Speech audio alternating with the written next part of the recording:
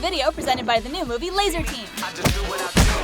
Get tickets now at laserteamthemovie.com. Stay tuned for more info after this video.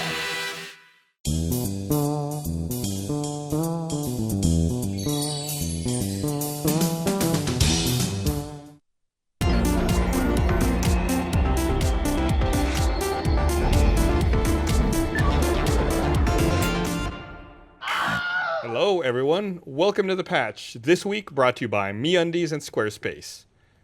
MeUndies. Squarespace. Hey, look at you, thank you, appreciate that. No, I got this side, don't worry about it. You're I'll hold holding up it this up? end. I'm Gus. I'm Ashley. I'm Ryan. I don't have a sponsor. You guys got sponsors. You gotta try harder. Yeah. You'll get there. Someday. All right. Yeah. I'll do my best.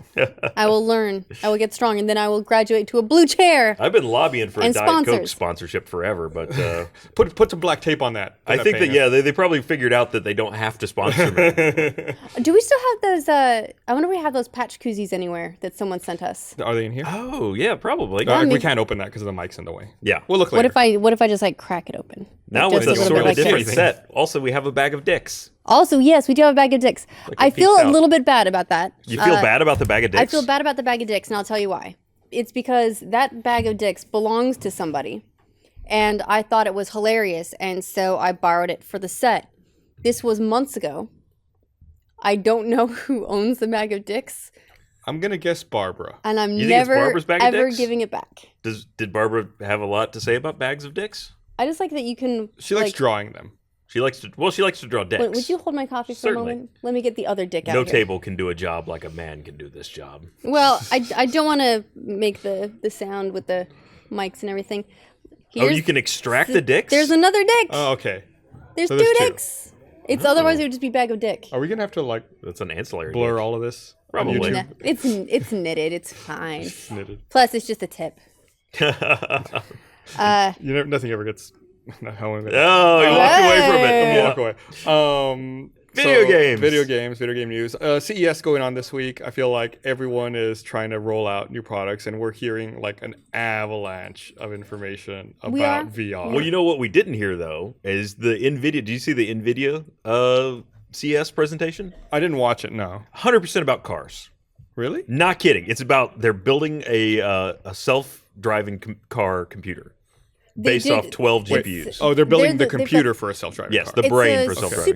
supercomputer that's what 100 times more powerful than like what's available now. I forget what they It's were a lot. stacking It's it either against, it's either 10 times more powerful, 100 times more powerful. Really, once you like start getting into the double and triple digits, who can keep track?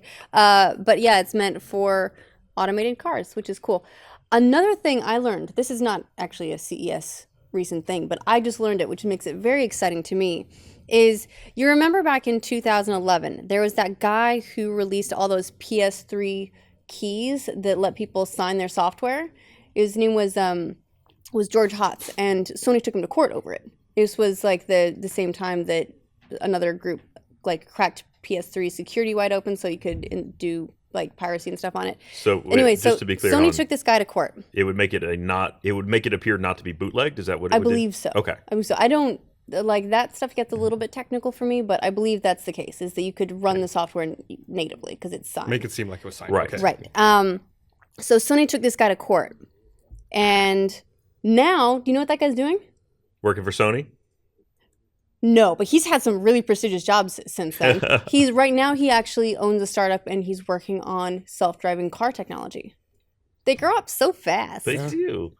I feel like I remember that guy's name. I think that he was rather prolific for a while, with like jailbreaking iPhones, and I think he had a good run. Yeah, he was a very With well-known that. hardware hacker. The outcome of that, of Sony taking him to court, was they settled, and they said that he couldn't tinker with Sony hardware anymore. That was the thing. It's like, no more. Like So his next self-driving car entirely powered by Xbox. if he goes to Best Buy, are they not allowed to sell him a Sony TV? Like, sorry, sir, we can't sell you that Bravia. I'm sorry, your name came up in the database. We can't sell It you literally this. has we scanned this TV. It has a picture of your face with a red X through it. We've never seen this before.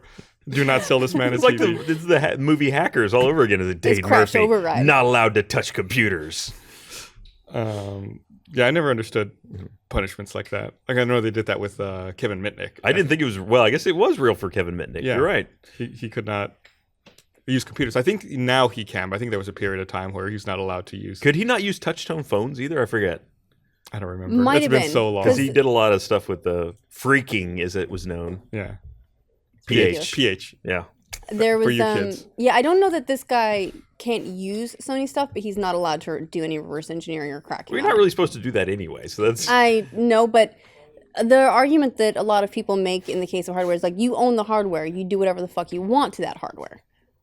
But Sony and a lot of other big companies obviously see it different. Right. Yeah, no, who's that? I mean, there's obviously there are things like the Xbox where you can get your Xbox basically bricked if you tamper with the hardware and it's detected. So that was a big kerfuffle. Well, the terms of use for both Sony and Xbox say that they can do that. Mm-hmm. I remember Xbox did it with those people who leaked. It was some testers, I think, who leaked stuff early, and so they bricked their console and they unbricked their console. That was nice of them. Right. They They people were debricked it. upset thinking that their console had been ruined, and Microsoft said, no, we'll debrick it later. Yeah. Which is so weird to They me. just put them in timeout. Just disabled it. Yeah. Yeah, they just, and you know, their terms do allow that, but you know, hardware hackers are gonna they don't want the systems. Hardware hackers don't want the systems. They just want to play with them. They want to break them. And they want to make something new. That's Hackers the gonna fun. hack. Hackers gotta hack. Mm-hmm. Anyway, so yeah, it was about I think it was an hour and 3 minute long presentation and no real talk of VR or of, I mean, what I was really looking for. Outside of that presentation, then, I mean, they did release their VR specifications. I mean, that's been around forever. But I feel like it Yeah. came back up in the news again, like this week. In fact, Oculus, alongside the pre-order, which went up today, Oculus also released a tool that you can run that'll just, all it does is check the stats or the specs of your computer and say yay or nay. In fact, GeForce Experience has that built into it as well at this point. But if you look at the raw numbers of like what stacks up against what, what? I'm doing this. No, Comparisons. You're You good. gotta. This is a comparison It's a bad hand angle. gesture. You're too close to the bag of dicks to be doing that. So, I mean, what I was really looking for was I wanted to hear more about Pascal, which is their next line of GPUs. Because for those people like me who haven't upgraded their GPU in a while, if you're trying to get ready for VR, I don't want to buy a 970 now. I want to buy the next thing. Like I just want to go ahead and I'll invest more than I normally would to be able to really lock in for a while. Because this is a huge, like almost like a generational upgrade cycle, because now you know what you're going to need for VR and moving forward. And I hadn't really thought about that until this week with all the VR talk. It's like, oh, no wonder NVIDIA is so like keen on this VR technology. They're about to sell a fuck ton of video cards. Well, as it happens, they were just saying that it takes 7 times more power to run a VR game than it takes to run a normal game, and that you should definitely buy yourself a new video card. Yeah, they said because they gave the specification, they gave the resolution, I forget what it was, and a 90 frame a second target versus a 1080p 30 frame a second. Yeah, I think. I've got that listed out right here. Let me see if I can find it. Which, sadly, one of the things I've really noticed in playing with the various VR headsets is hitting those refresh rate, those frame rate targets is pretty important. Otherwise, you get a lot of judder, you get a lot of frame tearing, which when it's controlling your viewport that close to your head can be really jarring. Yeah, when it's your whole field of vision, I mean that's really important, and I've noticed that as well. Like some of the stuff that gets a little clunky, like when we run it on not optimal hardware, it's like that will definitely make me sick. That definitely makes it unplayable, really. Yeah, so they're it looks like it's running at 3024 by 1680. Yeah. So not only that, but a lot of these are included. A lot of the new VR games include the capability of showing what you're displaying in the headset on the screen, which is essentially a third render. Though I assume that they're doing some kind of way to cut render time on that and just maybe pulling one of the viewports and de-warping it or something. And they had talked about that with PlayStation VR, and how they're going to have a separate module that the VR headset plugs into. Right, the that external handles processing unit. Right. That's basically it's the size of a Wii, right? I don't remember. I think they said it's a it was pretty big Wii, honking Yeah. thing. Now it's kind of interesting because we're at a weird threshold where right now everything has to be brute forced for VR, but the next step of VR is going to be what's called foveated rendering. FOVated. Yes, which basically means they're going to track your eyeballs And they're going to see where on, not only are they where your head is, but they're going to track where your eye's looking. And if you think of it as a series of concentric rings, right there in the dead center, that's where it needs to focus on sharpest quality. But as you move out from that, you can lower the render quality because you can't really see it. Like that's just basically the peripherals of your vision. Right. And it can be a lower render Like you quality. only see sharp within a certain window. Exactly. So if they track where your eyes are, you can actually have much lower hardware requirements because you're just rendering this much of the screen at the highest quality. And the rest is sketched The rest out. of it's okay. I mean, it's decent render, but it's not like... It's like if you could adjust on your computer specific areas of your monitor to have high quality and then everything else like low quality. And it's just like everything else is low because you're not necessarily looking straight at it. If it knew where you were looking all the time. And that's what they've I even saw a demo on the Oculus subreddit of it was a 240 hertz foveated render. So it was, I mean, you got to imagine you have to keep track of the eyes a lot. Like there's a lot of tracking. It's got to be difficult for people to communicate how that looks and works because you have to be looking at the one spot. Yeah, it would, if you noticed it, it would be doing it wrong. Right. It's a little bit like trying to communicate 3D in 2D. You really can't. It's like a tesseract. You can't communicate that whole experience without the dimension. And I think it's gonna be the same with things like with focusing, because what do? Simulate it and go, yeah, but that just looks weird. It'll make for some really shitty screenshots. That's true. Actually, now that you mention that, that's gonna really suck for things like what we do, because the unless they can remove that special render from the 2D version that they project on the screen, because whatever we record, it's just gonna be like this constantly moving like pupil point where it's like, ugh. Match eyes with the person who recorded this video. Yeah, I wonder if audiences will find a new way to hate people. They'll be like, his eyes move too much. Nah. Probably. I can't watch this person's gameplay because they look around a lot. What if you realize, like when watching it, that you move your eyes differently than other people? You would, right? You'd right. notice It'd be like, maybe some people sweep, whereas some people dart around. Or and what if you realize, my eyes don't work the same way as anybody else's? Right, it turns out you're blind. You just never realize it. I always wonder about that. Like if, like that's my experience. Like that's the way I interact with the world. I have no idea of knowing how other people do it. What if I've been doing it different or wrong this whole time? And then you find out via a YouTube video. Yeah, that's gonna be rough. Well, it's a little bit like color perception. There was, it was not too long ago, a couple of months maybe, where I saw a thread. It was on Reddit where a guy learned that he was colorblind by looking at an image on Reddit. He had gone his entire life and didn't know until he saw this one thing completely randomly and discovered that he was colorblind. Yeah. That would be a very weird discovery to come into. I think I saw a thread of the other day on Reddit of colorblind people talking about peanut butter, and they were saying something like, "Wait, so you're telling me peanut butter isn't green?" And it was like this weird discussion they were having about the color of peanut butter. And it's just like you don't realize it, you don't know. But I would not eat green peanut butter. Sorry. Well, if that was the only peanut butter you'd ever known. Yeah. It's like, remember when the Heinz did that whole like purple ketchup, green ketchup? Gross. That didn't really take off. Yeah, more food coloring. Yeah. So we were talking about VR and all this stuff, and that made me. I wanted to bring this up.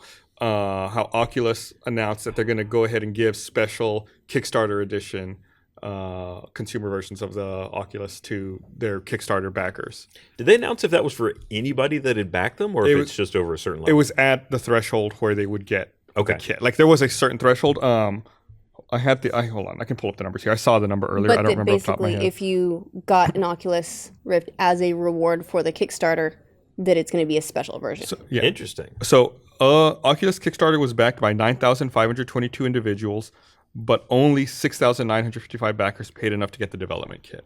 Really? In other news, over 6,000 backers paid enough to get the development kit. That's amazing. 66,000, or sorry, wow, 66,000. 66% of the people that backed it at a level high enough to actually get one. Mm-hmm. That's pretty astounding, because I imagine that must have been a high price point. Yeah, it does seem like the kind of Kickstarter, though, that if people are going to back it, it's because they want that hardware. That's a good point. And maybe they just had really crappy lower end. That being said, these numbers are much lower than I expected.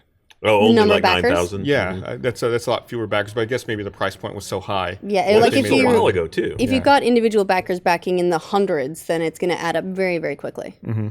What was the Shenmue? That's Shenmue exactly 3 what I was going to talk average about. Kickstarter, well, their average Kickstarter contribution was like 100. So let's talk about Shenmue 3 and their fucking Kickstarter. Indeed. All right. You seem like you're coming into this with a little heat. Did you back Shenmue? No, Okay. God no. I'm a huge Shenmue. God, no. I'm a huge Shenmue fan, but I did not back this Kickstarter. Okay. But let's say he backed via PayPal. Let's say you did. Why bother, apparently? Apparently, you will not get any Kickstarter rewards if you back via PayPal. And the most troubling part of this is the developer said that they reached out to all of their backers and they did a survey with 15,000 respondents. So in the survey Sorta. They were asking their Kickstarter backers whether they thought it would be fair to also provide awards to people who backed the game, but doing so via PayPal rather than Kickstarter, because they've been taking PayPal donations on an ongoing basis, even though the Kickstarter ended. Of those 15,000 people who responded, 4,009 people voted against offering the rewards to PayPal backers. So they decided not to. It's like 26% of the responders said they shouldn't do it, and then they didn't do it. It was closer than that, though. It was like 4,000 said no, 4,100, Okay, it's so like 4,192 said yes. 4,009 said no, 4,670 said yes, and then 6,432 said no preference. Which I love that. It's like they had like- a majority of people responded to say that they don't I care. don't care. Yeah, honestly, if it was me and I responded, I'd be like, I don't care. Like, I'm getting mine. It doesn't matter to me. I think it's actually mean-spirited to say no. They shouldn't get it, and then it's a very small minority, and then they go with it saying that, what did they say? That it was a strong response. Well, It's it was almost 26%. as strong as the yes. I mean, on the Kickstarter, If someone ran for president and got 26% of the vote, you would not say they had a strong response at the polls. That'd be a fucking massacre. they would ride them in on gilded elephants. well, here's where I'm getting strong that's a response. Democratic though. thing, isn't They don't it? actually mean that it's a strong response. They mean Republican. it's strong enough that they can get away without paying for the production of all the That's additional rewards. Exactly it. They were looking for an out. They wanted to know, Yeah. and they decided that was close enough to. It's like go one of those ahead and say no. competitions where they had like, okay, who clap for this guy? Yeah, he won. This guy wins. Yeah, the other one sounded louder, but no, it was There, Oh, I flipped it. shit. You I shake put that. We put that right next to you. Right next to you, man. You had, One never knows what time. We need to 3D print a little mechanism so that when we go live, it spins it. Or we could 3D print some music. What just happened? I summoned a musical cue somehow. We need to have like a little mechanism to automatically flip it right at the start of the show. But then we'd have to turn on the mechanism. it's called Ryan. No, like when they hit like the button to switch to us, like that It goes. activates it. Whoop. Yeah, Normally, that's supposed to be just called Ryan, though. yeah. Well, what happens when it gets out of control and Then- tries to take over the studio? It's close to you, so it'll attack you. You and I die got time to first? run. Here, let me Kill time. Let me read this. I want to remind everyone this episode of The Patch is brought to you by MeUndies. You want the secret to New Year's resolutions? Make the first step really easy. Like the first thing you do every day, put on underwear. This year, out with the old, in with the new. Step into a fresh new pair of MeUndies, the world's most comfortable underwear. It's the easiest resolution you'll make. Head to MeUndies.com, choose from a variety of styles and limited edition patterns for both men and women, and they'll be delivered right to your door. MeUndies is the next level of underwear. Every pair is made with their signature modal fabric, proven to be twice as soft as cotton. They don't just feel better than regular undies, they make you feel invincible. And it's guaranteed to be the most comfortable underwear you've ever worn, or your first pair is free. Don't start your new year in old underwear. Make a change. Head to MeUndies.com/thepatch right now. Get 20% off your first order. Plus, shipping is always free for orders in the US and Canada. So for 20% off your first order of the world's most comfortable underwear, head to MeUndies.com/thepatch right now. Get some underwear. Cover up your junk. 7th. 20% off. It's the 7th thing I do when I get up. It's the 7th thing? What are 1 through 6? Look, we don't have to cover that. What were Okay. you laughing at? Oh, sorry. Someone on Twitter made a very funny joke, which I appreciate. I'm gonna go down to their names so that I can give them the credit that they deserve. At Green Lit Owl said, "Hackers got a hack 2016. Let's give them a flu shot." You remember that quote I from do. Hackers? It's one of the best. Give them a flu shot. Jesus, that movie was fantastic. What was I just watching the other day that I thought I lost it. That I would like? Yeah, Was no, it terrible? It was another one of those like hackers, like, oh yeah, scrub them. Let's get them. Give them with the scrubbing bubbles. What was the one where Hugh Jackman got a blowjob while he was Swordfish. hacking? There we go. Swordfish? No, it wasn't it. No. That was the one where we saw Halle Berry's boobies, right? Yep. Yeah. Her boobs. Boobies. Let's we're a be little professional, all right? It's no bag of dicks. But You can't make me. So the other thing we forgot to mention about Oculus was they have delayed the touch. we haven't also said that it was $600. Oh yeah, $600. $600. Yeah, we haven't scratched the surface on that, but the touch is delayed, and it's not part of the $600. The touch is No. delayed till the second half of 2016. But honestly, I know people are upset, obviously, about the price point. It's expensive. But are you really surprised that it's that expensive? I'm going to say I'm surprised that it's that expensive. We knew Are that it you? was going to be, yes. We knew that it was going to be more than $350. I was expecting maybe $450 at the higher end. But once you hit a $500 price point, I mean, that's investment level. Remember when the PS3 came out? I think the bigger hard drive on the PS3, it was $600, and people flipped their shit because it's so expensive. The PS4 costs less than just an Oculus. Not to mention the fact that you're going to have to buy beefier PC hardware just to run it. I mean, you said shipping alone is like $80. We're talking about shipping and tax. $1,000. It's $680 with shipping and tax. No, So here's I mean, the it's thing. You know who's to blame for the sticker shock over Oculus? Cell phone companies. Oh, because of subsidized and cheap phones? Because they've subsidized, and which I just recently noticed that Verizon doesn't do anymore. But if you think about the resolution of the screens, there's two inside the Oculus. There's two independent screens. The resolution of the monitors that you will have inside that headset, if you were to buy that as a monitor, you would pay $600 easily. If you were to buy that as a cell phone, you'd probably pay $1,600 because you have to buy two. So people have got That's kind of not the math is $1,200. Yeah, and there's- the math on that is $1,200. well, no, like a cell phone is about $800. Yeah, cell phone would be more expensive. Yeah. But you do get more with the cell phone as well. A cell phone's not just a display. It's not just this. But this is also a product that's theoretically, look, a lot of the hardware manufacturers for consoles, for example, they take a loss on the hardware, hoping that they will make that up in software and attach rate further down the line. These guys are backed by Facebook. They have the capital to be doing the same kind of thing.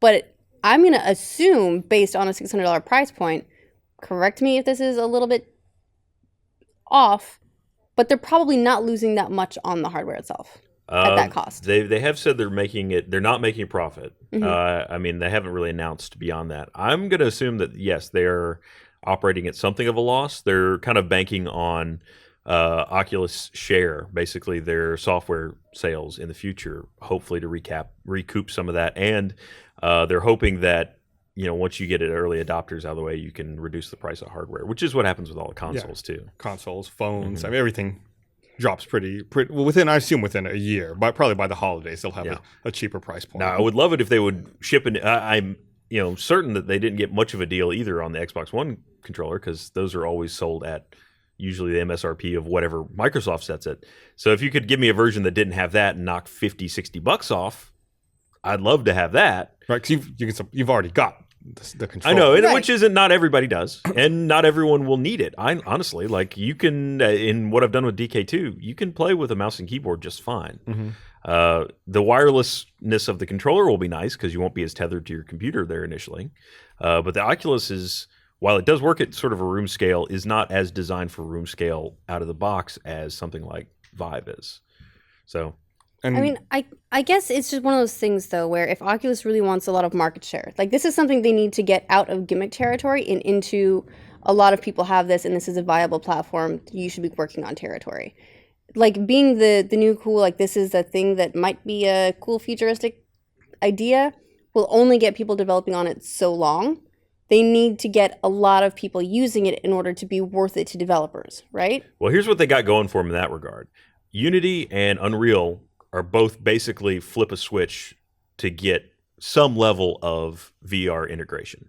So your two major indie development platforms right now, you can very easily experiment with it. I'm not going to say that it'd be, just so easy to flip it into a VR setting, but it's built with that in mind at this point. The other thing is, they're gonna have to. I mean, someone's gonna have to come up with software that makes you want it. It's the same way with consoles. Like until there's a game or something that everybody has to have. Well, that will move the hardware regardless of the price point. And I think that's one of the reasons, they're eager to be first to market, is it'll give developers more of a lead time. I think there's a lot of advantage that comes with being first to market. I think ultimately the goal would be to have like Oculus be the word for VR, where it's like Xerox was the word for photocopiers. It's like you want to achieve that level of like, just like, it being everywhere, you being ubiquitous. The greatest goal of any company is to have your name lose its trademark because it's too ubiquitous. Right. It becomes the verb. There are some advantages to being second to market, though, which is that you can look at all of the things that people are outraged about, whatever is first to market, and then not say those things. So, as an example, I'd be very interested to see what Vive sets their price point at. If I was them, I would try to undercut Oculus. Yeah. I'd try to come in below it, even though it's going to come. You don't think so? They're coming bundled with their own controller set. And the other thing is, I'm not sure how much Valve is really on board with this. Like HTC is the one making the hardware, and they're already kind of struggling. I mean, when they announced the delay, their stock took like a 10% hit. So I don't know that they're going to have the Facebook level money behind them to bring their hardware down to cost or below cost. Right, like they can't eat a loss on every unit sold. They don't have their pockets aren't as deep. I mean, if Valve's really on board with this, and there was the other news story about $3.5 billion moved through Steam, which doesn't mean that Valve got 3.5 billion. No, but it means they took at least $1 billion of it. Yeah, that was a marketplace. If they're going to back it, if they're going to put their money down on the Vive, maybe. Yeah, but I don't think, $1 billion is a lot of money, but it's not like Facebook level of cash reserves, I don't think.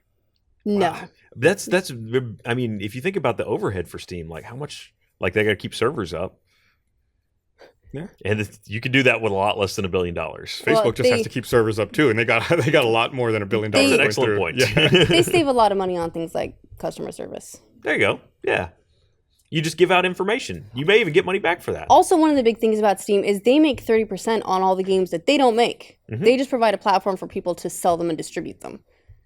And they still make money off that. Well, we should dig down into that a little more. You're right. So who was it? Some person with like API access for Steam, like basically crawled through Steam and tried to determine how much sales they had in 2015. Yeah, so this is Steam Spy, who actually does a lot. They have this guy actually has a site where it digs through and runs a lot of Steam data, which is it'll look at how many sales games have got, like what's the change in number of owners, so it can look at all of the games and all of the changes over a period of time to draw a picture of what Steam's ecosystem actually looks like, because as a digital platform and as a privately owned company, they don't have to share sales numbers. They don't have to share any of that stuff, or like how many people are doing what, or what average price is for all this stuff. They just sort of do their thing, and that's it. But this guy digs through a lot of that stuff and put together an estimate that, and it was a lowball estimate too, that paid game sales in 2015 on Steam totaled at least $3.5 billion. Which is why we're saying if Steam takes a third of that cut, for providing the platform, then they got just over $1 billion. And the report that he published was actually really interesting. That person published, he or she, was really interesting because it broke down like top grossing game and then most units sold for a game, because I think there's a lot of games with lower price points that move more units, and it was really, really interesting to see the numbers for all of that. Rocket League was really up there. Yeah, Rocket League did very, very well. It is a dude. Okay. He loves his numbers. And in fact, I'm gonna pull up that what it was that he said sold the most. I think dollar wise, it was GTA 5 was number 1 and Fallout 4 was number 2. But then unit wise, I think Rocket League may have been number 1. Oh, there we go. There it is. Yeah. So yeah, GTA most money, followed by Fallout. Sales. I think those are the two. So by, let's see, top estimated revenue and top games by sales are very similar. So GTA 5 is number 1 in both categories, followed by Fallout 4. But then on revenue, Counter-Strike Global Offensive is actually number 3, whereas under sales, it's Ark. So the top 2 games is not that surprising. They were both blockbusters. They sold millions of units, and they did so at full retail price. So it's not surprising to see them at the top of both lists. But from there on, where you you start to see variance in sheer volume making up for revenue and vice versa. I mean, CSGO doesn't exactly cost much, but makes a lot of money. Well, and I mean, that's a first-party title, too. So they're not Yeah. sharing that money with anybody. No, that's 100%. That's true. Yeah. So, yeah, I mean, I guess they got to do the math on that as well to figure out. Though nowadays, you can pick those. If you wait for a sale, you can probably pick up everything Valve has made for $10. Yeah. Uh, So I, speaking of Steam, Mhm. I made a terrible mistake this week. What did you do? I played Shadowrun Hong Kong, and I sat on a concrete floor the whole time while I did it. Why? And Why? I did- What need do you have to sit on a concrete floor while you play games? I was like, oh, my laptop's on the coffee table. I don't want to go put it somewhere. I'll just play right here, and I'll sit on the floor and play on that. Okay, level with me. You own chairs. Yeah, I do own chairs. Couches? I own couches. Tables. I could have just pulled the table a little closer to the couch and sat on the couch and played. You even have a Steam Link. I do have but there's no controller support for It Shadowrun doesn't- Hong Kong. Okay. yeah, no, really? Yeah. Huh. That is weird. fascinating. There's I don't know, maybe it's too point and clicky. I don't know. Like I looked on the store page and it didn't list controller support. So that's why I didn't try. And anyway, I gave myself a hemorrhoid. So Again, second game ever. The other one was, I think it was the original Rainbow Six, like back in 2000, maybe 2001. No, it was definitely either 99 or 2000, whatever. So it's the second game ever. It's the highest honor I can give a game. Gus's Sore Ass Award. The golden hemorrhoid. Shadowrun Hong Kong. So can we just get you one of those little donut pillows? My ass is on fire. Do I would love a donut pillow. you have like a Do we cream have- or a salve? do we have a donut pillow? Anybody, donut pillow? No, these chairs are pretty cushiony, so that's true. It's good. But it was a Good good set. It was a good Sorry. game. Is it worth it? Yeah, absolutely. It was a really good game. I love all the Shadowrun series that Harebrained Schemes had put out. They did Shadowrun Returns, Dragonfall, and then Hong Kong. I think I liked Dragonfall more than I liked Hong Kong, but Hong Kong was still a great game. They introduced, I don't know if have either of you played any of the I played new a little bit of the Shadowrun Returns. games? They added a new element to the hacking or the decking portion of the game. They added blocker ICs. It works a little differently. And that got repetitive towards the end because it's like basically you're looking at a screen and it's almost like Simon. It starts showing numbers and then you have to remember the numbers and then type them back into the computer. And then that unlocks like another part of the game. We have to do like this pattern matching thing. But just like the repetition of the numbers, I was like, I don't want to do this anymore.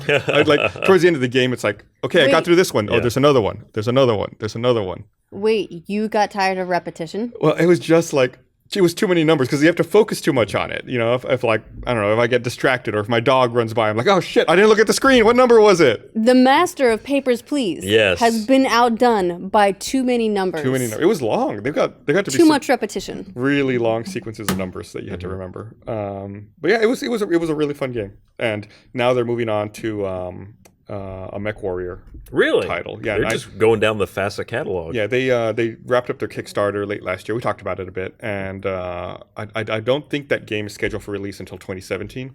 What game is it? I think it's by Harebrained Schemes. It's a Mech Warrior title. I forget what they called it, but if you look up like Harebrained Schemes Kickstarter, I'm sure like BattleTech.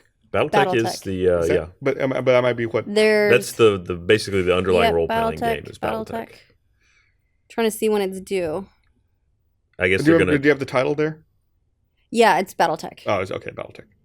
I thought it was Mech Warrior. Never mind. It's Mech BattleTech. Warrior was basically that's the video game property Right. that was spawned from BattleTech.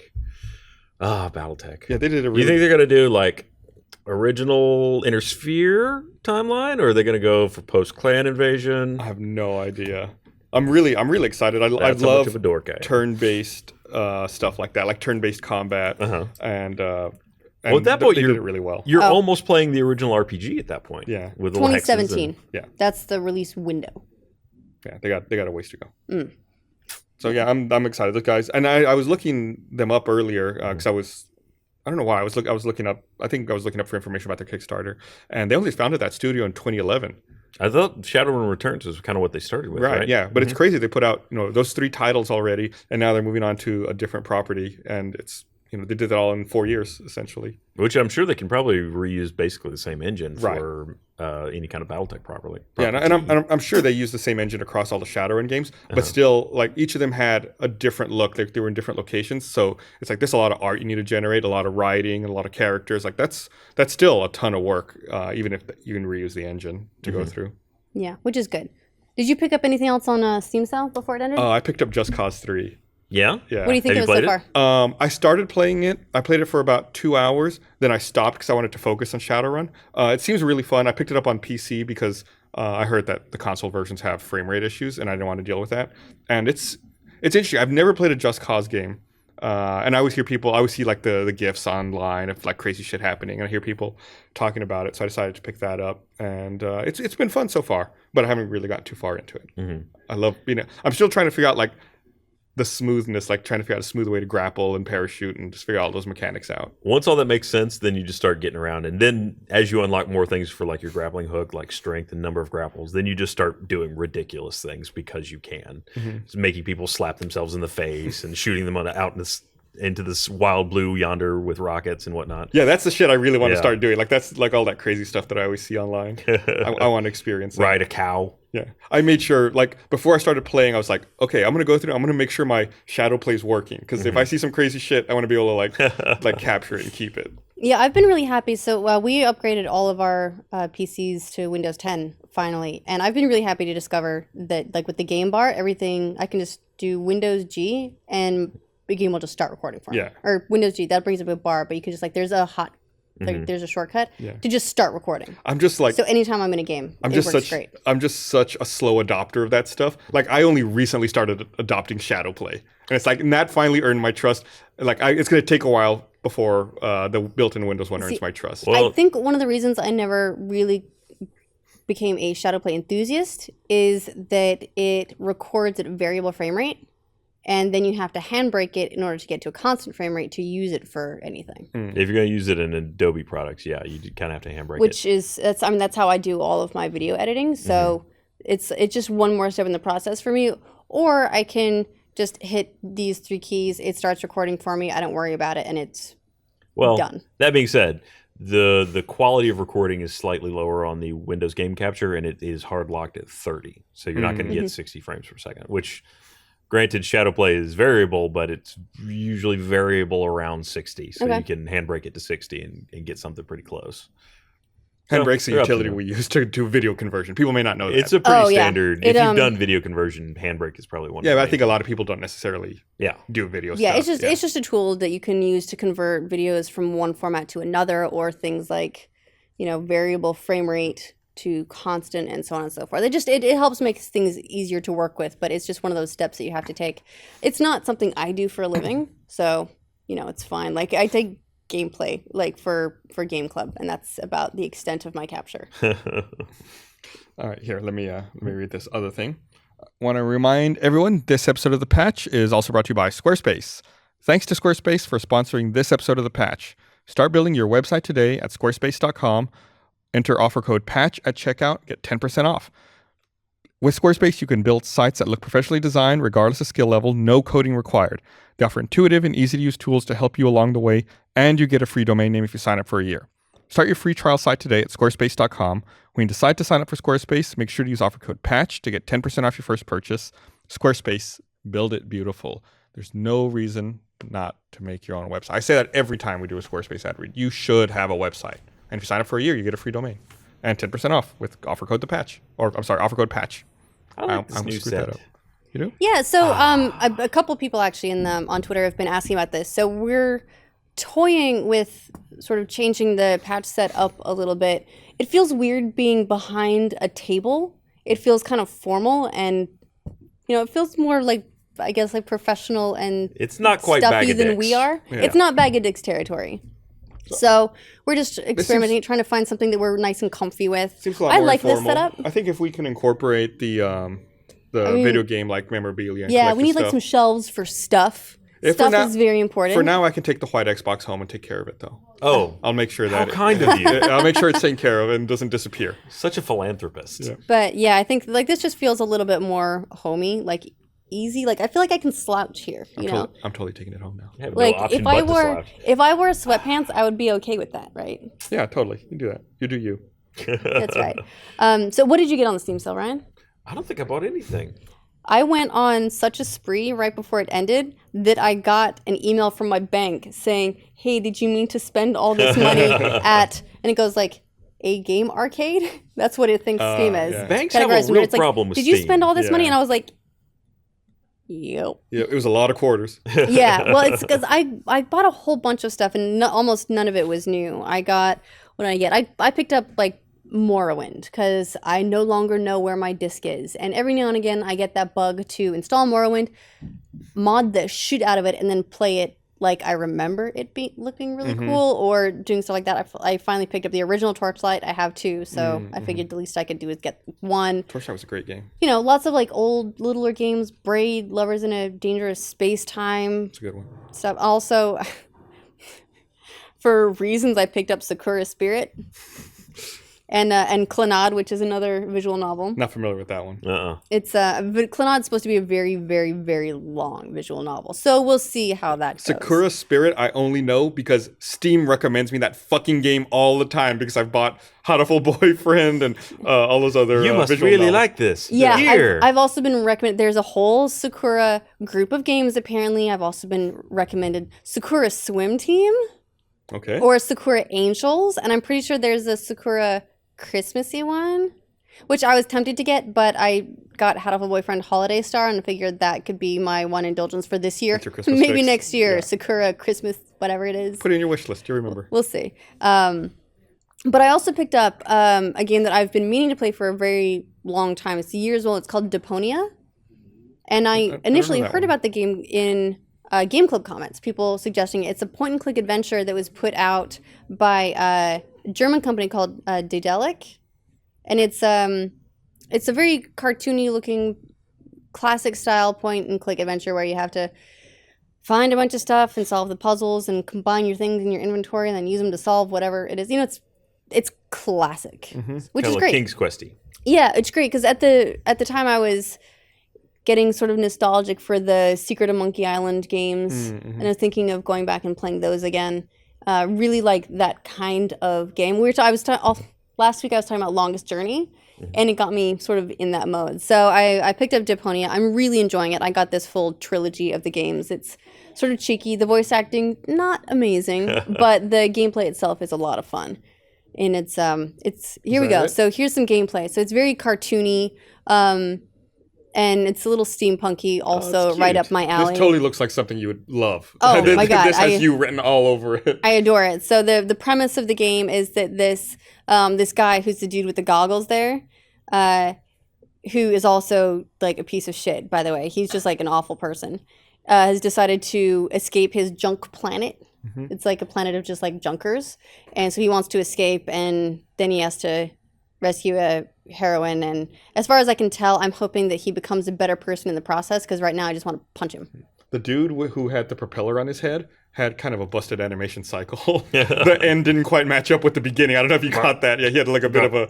He was missing. pop. He was missing a few frames. There's a definitely a bit of indie feel to the game. Yeah. It's you can tell it's made with a lot of love. It only stands out because like it looks so cool. Like it's so well drawn. It's got such a good style. Like it makes me think of like Ni no Kuni with like that that anime aesthetic to it. Yeah, but it's like just a hint of it, and it's a lot of fun. The music in it is great.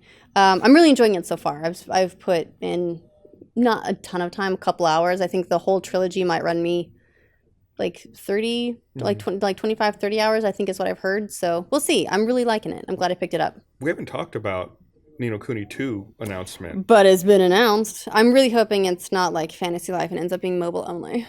Oh, It's not because it's PSX. Yeah, they announced but it at PSX, so I'm sure it'll be PS4. I'm still really I sorry mean, about it. I the could see it Vita's being still maybe out just there. Vita. Yeah, I don't think Stupid Sony remembers that. I don't think anybody remembers that. Poor Vita. Yeah, When's the last time you played your Vita? The last time I played my Vita, Not to play a PS4 game. when I played Unfinished Swan for Game Club, I Oh, played the there we Vita go. version. Okay. Yeah, That was like 6 months ago. yeah, because it had the touch, so I could on the screen, so I could That's right, the tap. so I could tap where I wanted the colors to go. Just tapping. It was okay. I liked it. Oh, and I played Helldivers on it. I guess I remote played Helldivers, but there was a Vita version of Helldivers as well. And Helldivers is a game I forgot about, honestly. I played the shit out of that game, and then it just kind of, I moved on. Yeah. I mean, it's a multiplayer only sort of, well, I mean, sort of. Yeah. You really can't play that game by yourself. It's pretty hard to do anything by yourself. Anything that's more challenging than just like the easy missions. Yeah. I wonder if it still has a pretty good population on it. I want to play that again. Let's play that. Let's play. Let's play. So then the other thing we didn't talk about with Steam was they reached their new peak for concurrent users over New Year's. They hit 12 million users on Steam. Are we gonna peak? No, never. I have to. I love Matt. I want to make him as uncomfortable as possible, and that seems to do it. Oh, okay. Well, I can get behind that. He's just really cute when he's uncomfortable. Which is all the time. Yes. Anytime there's a camera present. Yes. 12.2 million concurrent users. Again, that doesn't mean people that are playing games all at the same time, but that are logged in. Mm-hmm. Which Steam typically launches of its own accord whenever you turn on your computer. I disable that. I usually do too. Yeah, I don't like having it there. I don't have it auto launch, but I do have it open most of the time anyway. Because once I've got it open, I don't usually close it until I reboot or do something, or unless I get it's hard to make it go away for resources. reals. Sometimes there's some games I've had issues with before where like the cloud sync fucks up, and if I leave it open and I try to relaunch a game, sometimes it'll be like your data's out of sync, so I have to quit Steam. So when I play a game like that, sometimes then I'll have to actively go through and quit it all the time. Makes when sense. I'm done playing. But yeah, I don't close it for the most part, so I'm generally one of those concurrent users. Yeah. It's open on some PC I have at somewhere in the world. That just means probably You helped. I helped. You were one of those. I may be, well, depending on if it counts more than one location, which you can't technically, but you sort of can be logged in more than one place. Well, if it's concurrent users, I'm going to assume that user is going to be tied to a unique. username. Yeah. Yeah. Okay. You're trying to boost your numbers over there? I'm wondering if I was artificially boosting the numbers because my Steam account is on 3 machines, 2 here at the office and 1 at home. Brag about it. Come Well, it's because of the Vive. on. Yeah. We haven't talked about the Vive yet. You want to talk about The Vive? Yeah. They announced The Vive Did Pre. we? The Vive Pre- Did we or did we not call the camera? Oh, we were yeah, no, talking so about you guys were how definitely great it would talking be to about have a We VR speculated headset about add that. the camera. Well, they did. We knew that they had released the image that had the camera on it already. Do we at this point? They had. Really? That's You why were we going talked to take about the credit for camera. it. I was going to totally take credit. I was No, going to well, say. I I was will going to say say- at this point, do we take credit for like someone from Valve or HTC was watching the patch and they went, "Shit, you're right. That'd be super cool." Like got on the horn and just delayed the whole thing. This was only a 'Cause we week had a ago, great so we were reactionary. But I will say, one of you two correctly called the purpose of the camera. I don't know. I don't remember who it was. I'm going to say it was me. I think it was me. All right. It was probably But essentially, it's an expansion of the chaperone system, which the chaperone system is what it uses to when you're at least the one that we have, which is essentially their DK1. When you're configuring it the first time in any new location, you have to take one of your controllers and you basically just walk around the space that you have, creating a volume in which you can play. And the chaperone system is that in any of the videos you may have seen where there's like a grid that pops up that says, you're about to walk out of the world or into a desk, it's delineated by that volume that you created. Well, now with the camera, what they're going to do is anything that enters that volume, if you're getting close to something, it will now be projected in some form, not as a very detailed thing, but it will somewhat enter your virtual world. So you know, There's something there. oh, I'm going to hit my crotch on that desk. The I like cat the is idea of sitting an- here now. Yeah, they're just going to disguise it. They'll be like, and then there was a bush.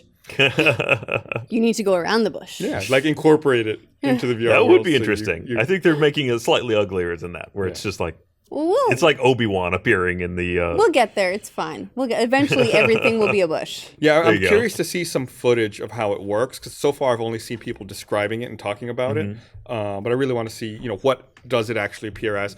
How much quality is on that image? My feet are in every shot. You're so happy. They're good shoes. Yeah, so I think it's a really good idea. And that's always been one of my concerns. That's one of the reasons that I liked the idea of HoloLens more, and I like the idea of AR more than VR. Is VR detaches you from the world, and Fuck the world. I don't want to be in the world. you work in an office full of people who will kick you in the dick as soon as I you do. put a VR headset That is on. absolutely true. Yeah, That's so- already happened with people testing the Vive in our Yep, office. I will not put on that VR headset over there. No. I Or think if I it was do, like, Michael my hands went could be around my right for crotch. Gavin's dick when he was trying it out. That does not surprise me a bit. I've put the VR headset on in front of you. No one would punch me in the dick. I'm probably going to be fine. You're probably okay with that. Yeah. As long as you don't have your bag of dicks around there. That's Well, true. they can punch me in the bag of dicks. That's totally okay. Yeah, so I mean, it's a really good idea. I'm really glad that they're doing that, just because I'm super paranoid Does about that how Well, that was take worth the delay. Does to that me. change, like, in your order of preference of VR headsets, does that put it at the top now that it's got the best of VR and the best of HoloLens? I don't think that you and I don't think you and I have talked about this, but when I was at PSX, I got a chance to try PlayStation VR. That's my new favorite VR. Really? Oh, just because of the glasses. You might have mentioned that. Right, yeah, actually. It fit much more comfortably on my face, and I thought it worked really well. So PlayStation VR has taken over, but I have not used the new version of the Vive Pre. Now, one of the weird things about that is that for PC, at least with NVIDIA saying that you need super crazy graphics and a very beefy PC to run VR.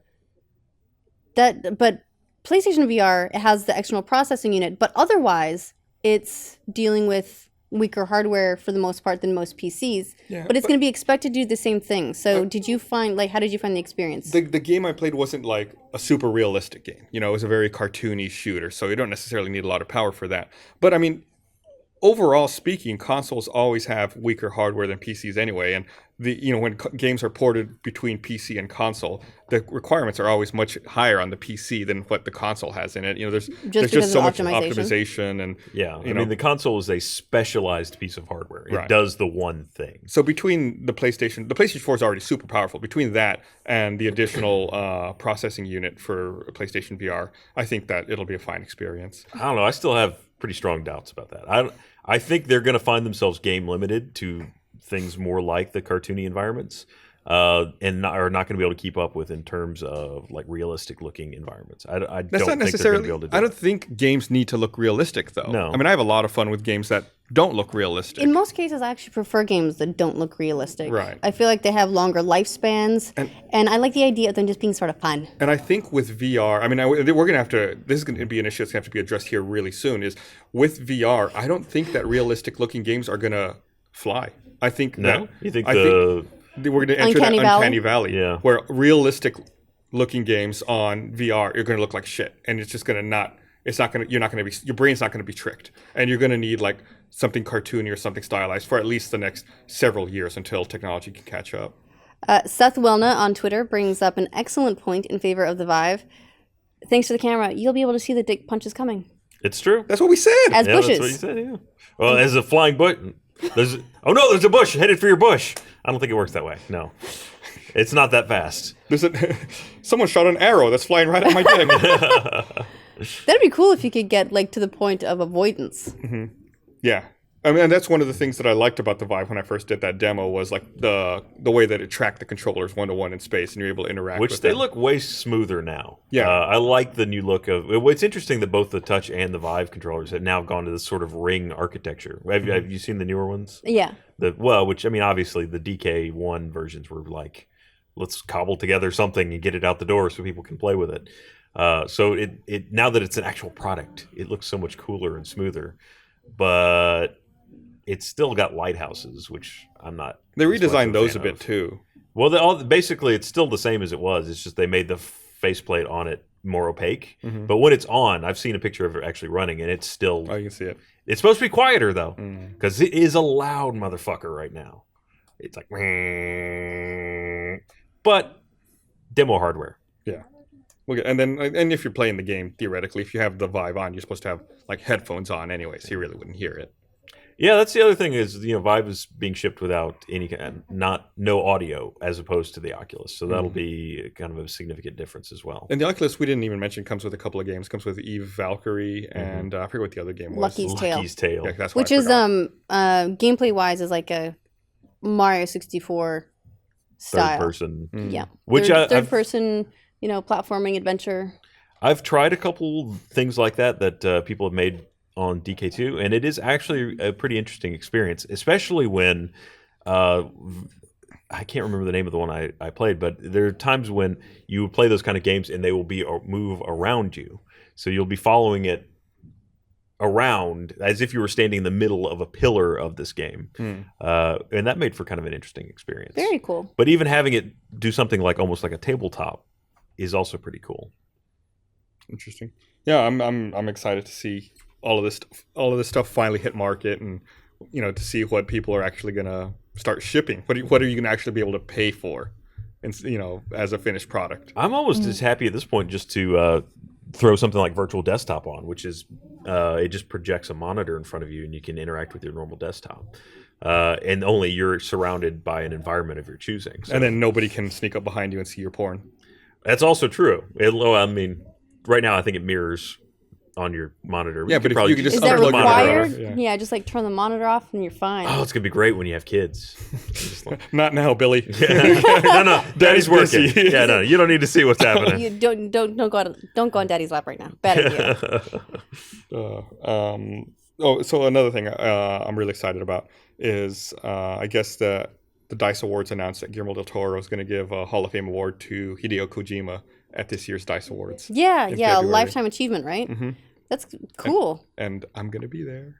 I'm just Super excited. glad to see the band back together again. Yeah. So, well, it's interesting they chose Guillermo del Toro. Do you think that there may be any news of a potential collaboration coming up soon? If I was DICE, I would have chosen it because so many people wanted to see that collaboration happen. They just want to see Guillermo del Toro and Hideo Kojima together in any capacity, any way that we can get them. Just get them on stage and bro fist it out. Yeah. You know, and it's very clear that they have a lot of respect for one another as artists.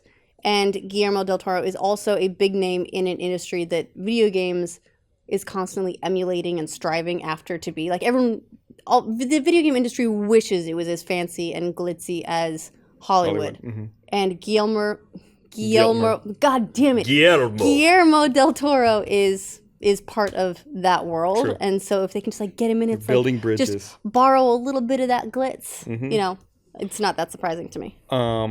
So I guess we had talked to this before. The Kojima Productions website came online, and they finally started selling that T-shirt with the logo I liked. So I pre-ordered it. It came like with a pack with I think it was like the mug and the T-shirt and stuff. So I'm anxiously awaiting it.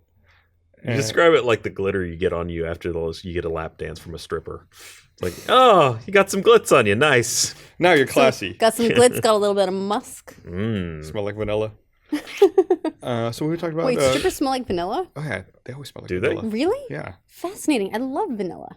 I'm gonna go get me some lap dances. You gotta wait at least 3 or 4 more minutes. So I was gonna talk about something. It's always too long to wait for a lap dance. There's never an appropriate amount of time. I'm just gonna walk in and go, and then walk away. You just walk up to a stripper and rub your hand on it, thanks. Vanilla dispenser. I said it. I apologize for that. They're not people. The stripper could be male or That's true. female. I was using a gender neutral term. There we go. Yeah. Or you were just dehumanizing them like. Do a terrible male person. strippers smell like vanilla too? I Gus has wouldn't know. news, but we've gone in a more interesting direction. What's your news? Oh no! Are we getting instructions from the control room? I was getting instructions. They're like, stop talking about strippers. So I was going to say, so you talking about Guillermo del Toro and Hollywood made me think about the Assassin's Creed movie, which is coming out next year, which made me think about the rumor that Assassin's Creed is potentially not going to be pushed to 2017, which I think I'm all in favor for Ubisoft slowing down and taking a 2-year cycle on the games in order to polish them more and have more lead time on it. I'd be all for that as well. I don't know. I mean, we'll see if it pans out. That is a very big franchise for them, but it's also sales-wise been going down for the last several entries. So it wouldn't surprise me from a strategic angle for them to take a break, reconsider, rework a little bit of it, and then bring it back after a year break. That would be a huge change to make, because essentially they'd be halving their revenue, since it's half the games that they normally do. But you're right, if long term, if it provides more of a tail for the brand and allows them to make more quality games and sell more in the long term, it's a smart move. Well, I think they also need to, it's almost like they need to sit down and decide what they want the series to be. What is the direction that it's going to go? And it's very difficult to do that when you are doing a yearly iteration, because at that point you're just trying to get the next one out. It's just as soon as one's finished, constantly.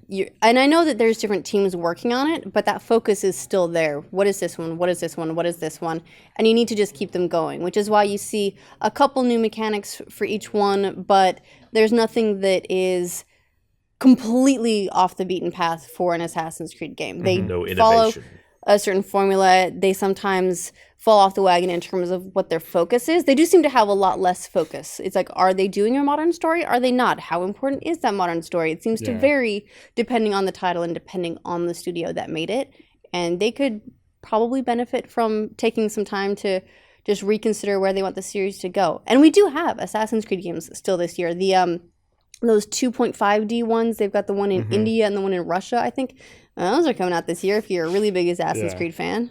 I've kind of been like hit and miss with that series. Like I didn't really like the first one. Then I hear that the second one, like Jack always raves about this, that they got really good. Yeah.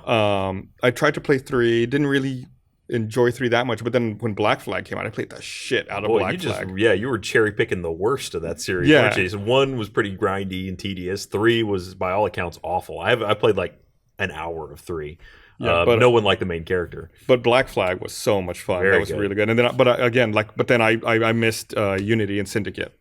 Unity was a good one to skip. Honestly, doing the slowdown at Syndicate is probably a really good idea because Syndicate actually was. I enjoyed it. I thought it was a much better game. It wasn't Black Flag, but it was probably the second most enjoyment I've had in Assassin's Creed. And since it didn't sell as well, it gives an extra time for people to go back and pick it up. True. Before the next title. Yeah, that may be a game that I go back and play. Like now I'm trying to work through my holiday back catalog of games that I've missed, and that'll be a prime contender after I get through Just Cause 3. All right, well, we got to wrap this up. Okay. So I want to thank everyone for watching. Make sure you check out Game Club, and we'll see you guys next week. Bye.